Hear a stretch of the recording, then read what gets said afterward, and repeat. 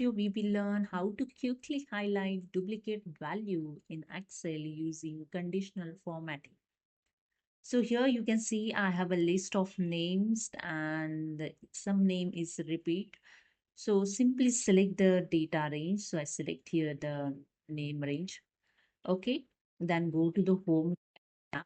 In styles group, click on the conditional formatting. Then click on the highlight cells rules. Then click on the duplicates values. And here the one dialog box is open, duplicates values. The format cells that contains.